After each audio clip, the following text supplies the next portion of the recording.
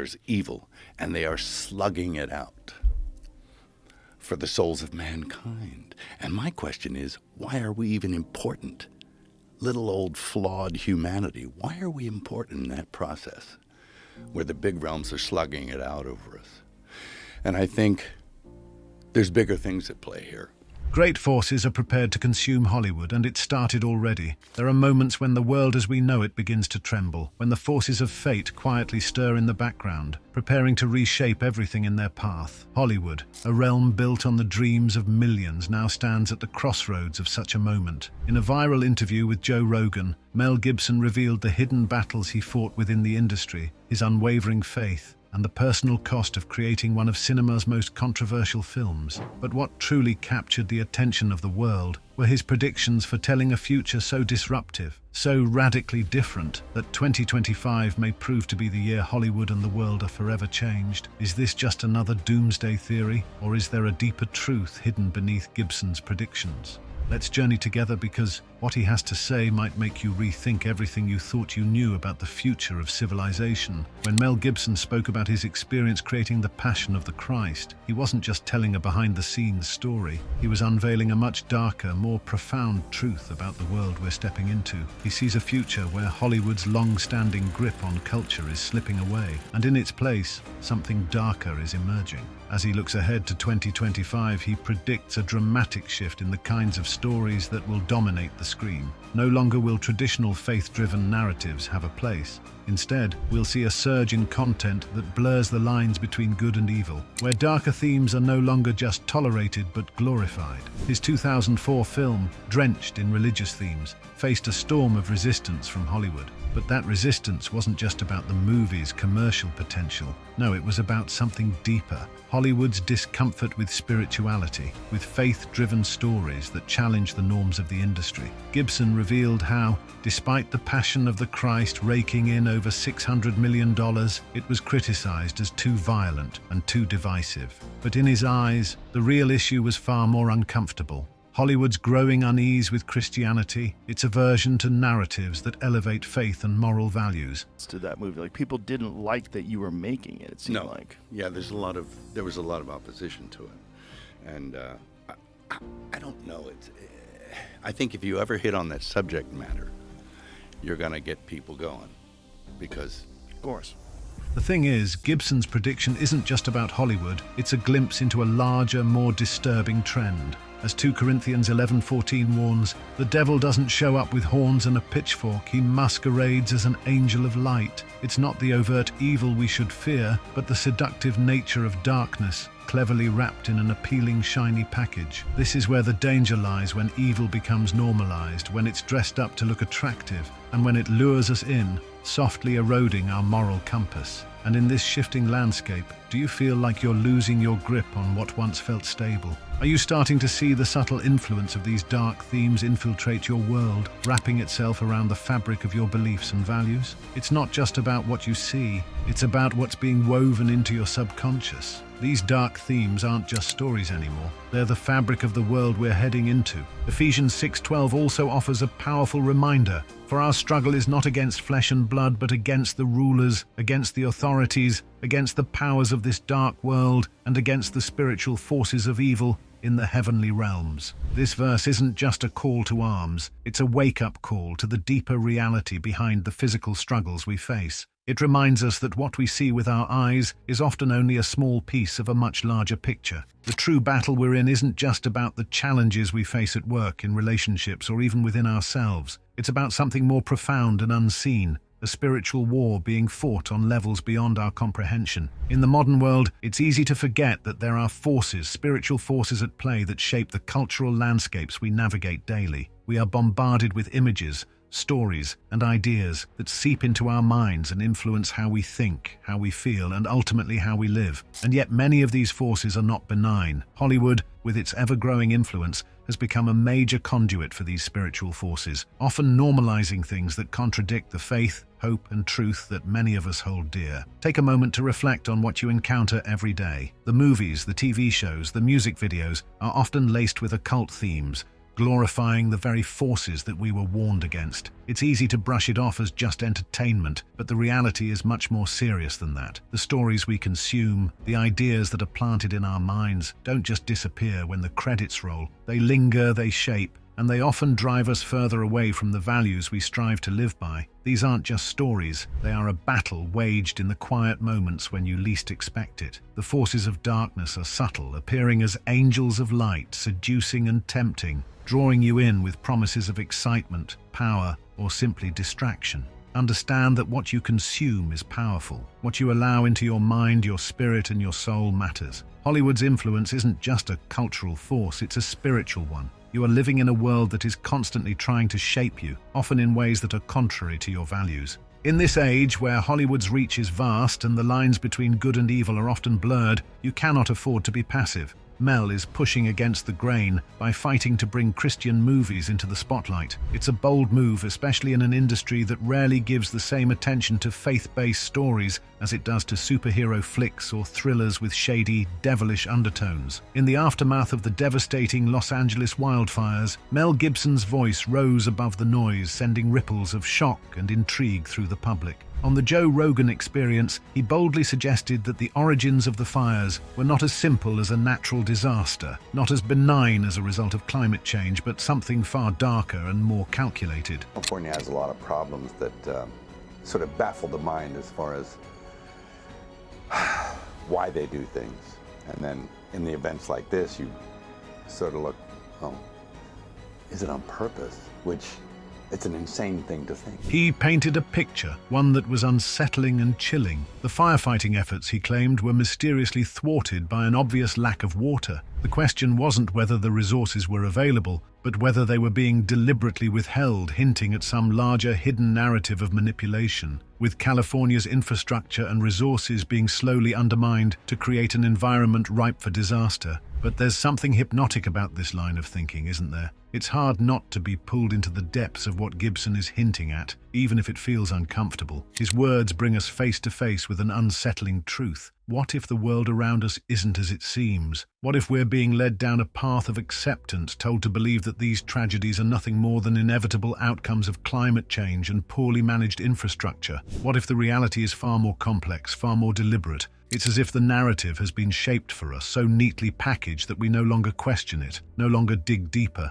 How often do we accept what we're told without ever questioning the why behind it? In a world where information is manipulated, where narratives are shaped and twisted, it's crucial to pause and ask, what am I not seeing? You see, the world around you, your reality, isn't just built on facts and truths, it's built on stories. Stories that are spun for us sometimes by those who hold power and sometimes by those who wish to distract, control, or manipulate. Hollywood, media, even politics, they all play a part in shaping the stories you consume. And if you're not careful, if you don't stay vigilant, you can easily fall into a trance where reality becomes just another illusion. Gibson's remarks, no matter how controversial, serve as a warning. He's not just pointing fingers at a disaster, he's urging you to open your eyes, to look beyond the surface. Gibson first gained recognition for his role as Max Rokitansky in the Mad Max series, starting with the 1979 film that became an international success. His portrayal of a dystopian anti-hero catapulted him to fame, establishing him as a prominent action star. Simultaneously, his role in the 1981 film Gallipoli, a World War I drama, showcased his ability to handle dramatic roles, earning him critical acclaim. Mel Gibson is known for his versatility and commitment to his craft, whether as an actor or director. He has been praised for his ability to combine technical brilliance with emotional depth, particularly in his directorial works. His faith has been a central and defining aspect of his life, deeply influencing his personal choices and professional career. Raised in a devout Catholic household, Gibson grew up with strong religious values instilled by his father, Hutton Gibson, a traditionalist Catholic. These formative experiences shaped Gibson's worldview and laid the foundation for his lifelong commitment to his faith, even as he navigated the challenges of a career in Hollywood. For Gibson, faith has always been more than a belief system. It is a way of life that informs his decisions and offers him strength during times of hardship. Gibson's adherence to traditionalist Catholic views has also shaped his approach to faith. He has expressed concerns about the modern reforms of the Catholic Church, particularly those introduced during the Second Vatican Council in the 1960s. Now, Mel is back and ready to ruffle feathers with the Passion of the Christ, Resurrection.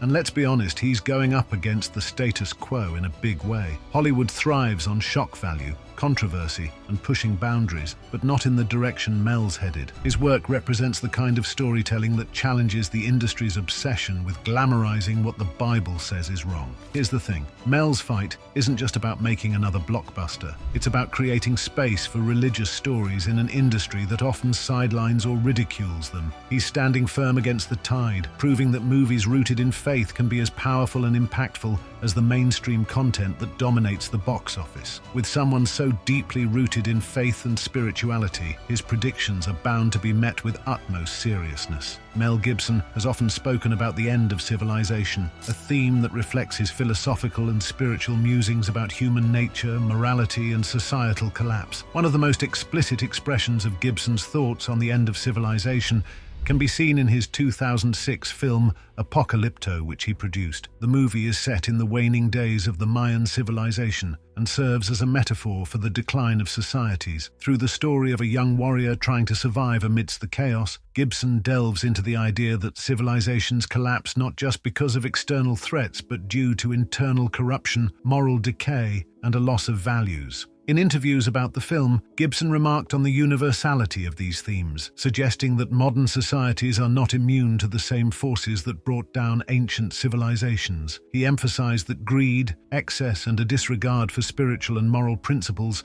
often precede a society's downfall. The movie captures something profound, a reflection of universal truths about societal decay, human arrogance, and the inevitable consequences of losing moral grounding. Drawing parallels to the biblical story of Babylon, Apocalypto offers a mirror to our modern world, urging us to look deeper at the forces that shape us, warn us, and ultimately define our trajectory. The story of Babylon, first introduced in Genesis 11, is more than ancient history. It's a timeless cautionary tale. Humanity, united by one language and a shared ambition, sought to build a tower that pierced the heavens. This wasn't just an engineering marvel, it was an act of defiance, a bold declaration of independence from divine order. But then came the reckoning. Divine intervention scattered the people, confused their language, and halted their plans, leaving behind a legacy of hubris and its inevitable fall. Babylon's rise and fall didn't end there. As the Bible portrays, it became a symbol of a society intoxicated by its own success. Wealth, power,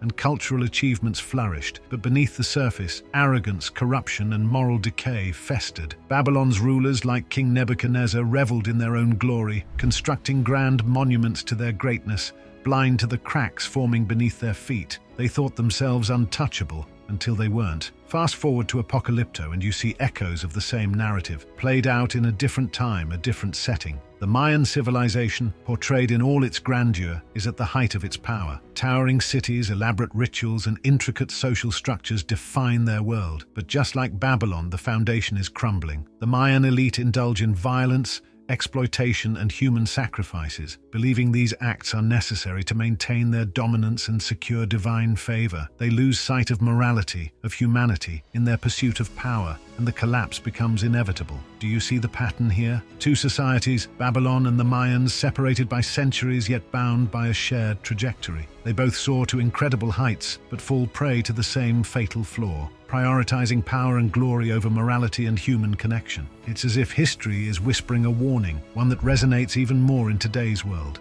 Look around. Our modern society, too, is marked by breathtaking achievements, technological advancements, cultural revolutions, and unimaginable power. Yet beneath the glittering surface, are we not grappling with the same forces that led to Babylon's and the Mayans' downfall? Arrogance, corruption, moral decay. These aren't relics of the past. They're the threads woven into the fabric of our present. In his films, he often portrays characters who endure great trials but ultimately find redemption, reflecting his belief in the resilience of the human spirit and the possibility of renewal even in the face of collapse. Mel Gibson's reflections on the end of civilization are deeply layered, drawing from his religious convictions, historical understanding, and philosophical outlook. While his views often carry a tone of warning, they are also infused with a sense of hope that humanity can learn from its mistakes and strive toward a better future. Through his work and public statements, Gibson invites audiences to reflect on the fragility of civilization and the choices that determine its survival or demise. And one thing that sends shivers down our spines is that his fears may finally be coming to pass in 2025. Are all he has talked about and portrayed in his movie finally becoming realities? Mel Gibson shared his concerns about the devastating wildfires in Los Angeles, framing the catastrophe as more than just a natural disaster. Speaking passionately about the destruction, including the loss of his own Malibu home, Gibson emphasized what he sees as troubling signs of societal mismanagement and potential conspiracies. He expressed concerns about the current state of America, suggesting that the signs of civilization's downfall are becoming increasingly evident. These statements reflect Gibson's long-standing interest in themes of societal collapse and moral decay, which he has previously explored in his films and public comments. However,